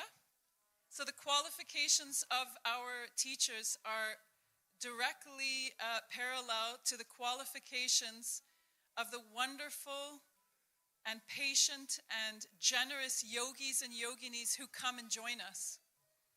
So as parents, we might want, of course, I'm also a parent, demand the best for our kids. We want the best for our kids. It's very nice to have a PhD teaching your child, which sometimes happens. But we need the Sangha, we need the yogis and yoginis to come. And Mathieu mentioned it's like this every year that we need staff, but in recent memory, we haven't been this in need of staff at this point in the year. So it's from all of us. So Mathieu mentioned for Cabella School, at the Davy School, we could use another dorm uncle. Yuva, young men, where are you? Where are the applications from the Yuva men, I have to say? And we need English, high school English teacher, high school sciences, biology. If you're out there, you're very, very welcome to come to Nova Scotia. And just before we move to Boratine, if you don't mind, also on the eve of Shri Krishna Puja, of course a school in Canada, but also, of course, in America, Kanajahari. Kanajahari, kindergarten, grade 1, they're still looking for a teacher. So they need basically a kindergarten teacher. So please, you can find either of us, or, I mean, it's easy to find Mathieu, he's a taller gentleman. Please find us this weekend, or somebody who knows us if you're interested in Kanajahari as well. Jai Shrimataji, I'm Kamala. I'm at Boratine Kindergarten in Czech Republic, and we would love to invite dorm aunties and dorm uncles to join our Boratine family with beautiful, innocent little children. And yes, we will start on the 20th of September, and before that we will have a training week, so the staff will come on the 13th, 14th, and would be lovely to welcome you. Please do consider coming and joining. It is a beautiful experience to participate in these schools. It is really a place of introspection, of growth, and really special bonds are created between the staff and also between the children and the staff. And it is really a special experience. So don't miss out. We also have a stand next to the eating area for all the Sahaj schools, where you can come and have a chat with us, and also give a donation. We have a few projects. For Borotin, we would like to expand and create new classrooms, and so that we can have more space. And also, maybe you want to mention about the projects for Devi School and Cabella School. Yeah, I mean, we're always looking for donations. Thank you, by the way, for those who give monthly donations for any Sahaj school where we know that money's coming in. That's extremely important and so appreciated. I mean, it's a long laundry list for the Devi School why we're raising money, but basically for the dorms, to improve the dorms. Yeah, for us it's for sports and musical equipments that also the donation are for. But also if you just want to come and talk, and maybe you are interested in the future and I cannot come right now, or you're happy to come for a little bit, also you can't come for a whole term, it's always very helpful to have people I would speak for Borotin, especially at the beginning and at the end of the term, where there's more need for emotional support, and also at the end to wrap up and to help. So do get in contact if you have the desire to participate in any way. Jai Shri Mataji. Jai Shri Mataji.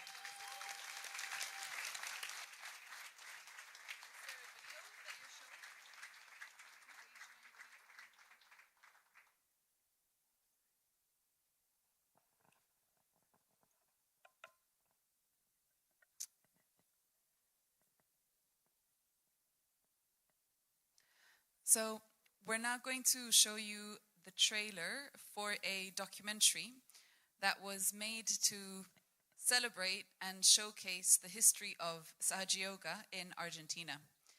And I find this really interesting. I always think, we're very lucky. This is the birth of Sahaj Yoga. We're witnessing it.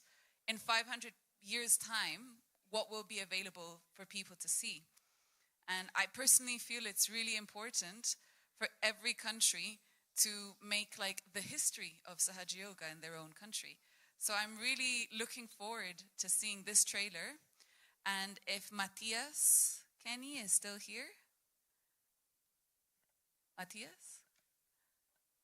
He's in the tech box over there. Do you want to say a few words about it? No? Okay, that's fine. So we're going to watch the trailer now. The documentary itself, we're going to play it at the end of the evening program tonight. But if it gets very, very late, which we're hoping it's not, then we'll play it at the beginning of the week. But the goal is to show you the full documentary tonight later on. Thank you.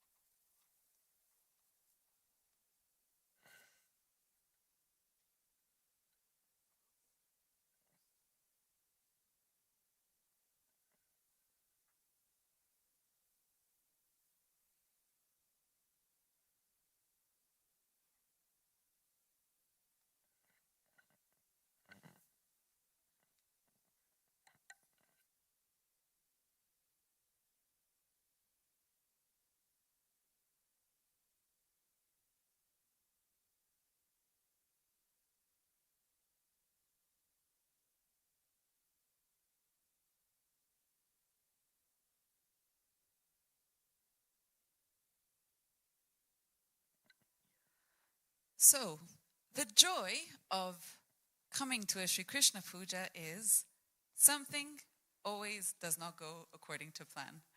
So while we wait for these technical issues to be resolved, we have a suggestion for you. Firstly, there's quite a lot of people here, and it's pretty advanced in the evening.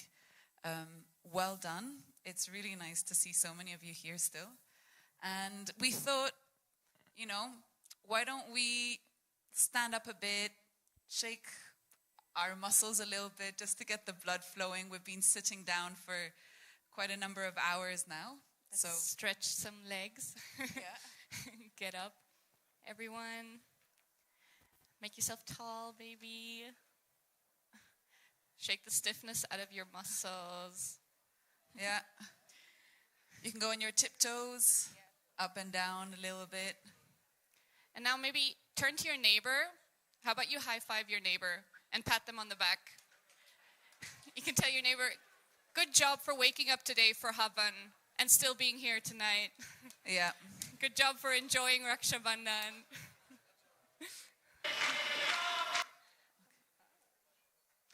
Yeah.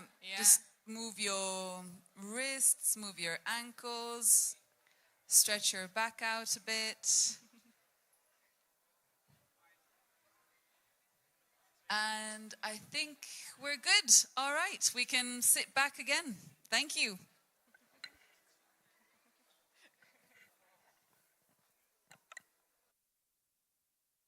Sure that mother was coming to Argentina. I remember entering into her bedroom. She was sitting looking at the window. She said, I am from the country. She said, from the countryside. I love to be there. Congratulations for the house. People of the theater, they were scared because there were too many people and they closed the door.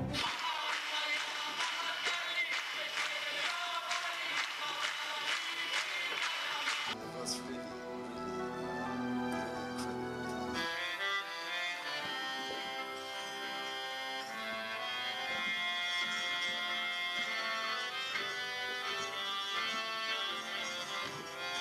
Argentina, I would never expect that, he said.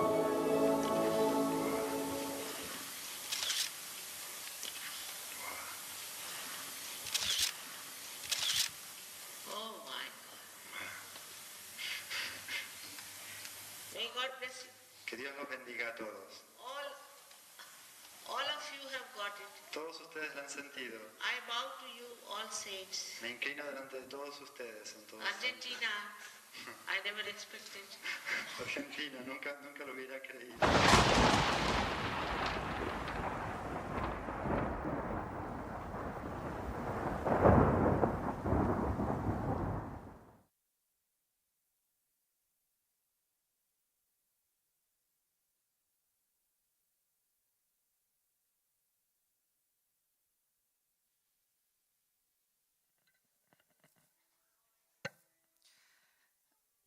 So we are now going to officially get to enjoy the second part of our evening. We would like to extend a warm welcome to Shaktidar. For those of you who don't know Shaktidar, he is a Bansuri flute player. He's been fascinated with the Bansuri since he was a child, and he studied under Pandit K.S. Naik for 8 years, which is a long time to dedicate to one instrument, but that was just the beginning of his training. After that, he was asked to teach flute at the P.K. Salve Music Academy in Nagpur. And subsequently, he went to a concert of Pandit Rajendra Prasanna, and he really, just fell in love with the music and how Rajendra Prasanna played the flute. And so he asked if he could become his student. And Pandit Rajendra Prasanna accepted.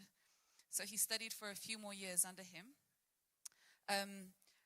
Shaktidar has won numerous awards, including the All India Flute Award from 2001. He regularly travels to many different countries around the world to do different performances, Dubai, Switzerland, South America. He's also a flute teacher. And someone just told me that he is beloved by all his students. So we are very lucky to have him here with us tonight. And we very much hope that you will enjoy his performance. Thank you. Oh, and sorry, just there will be 2 parts to this performance, so this is the first part. Yep.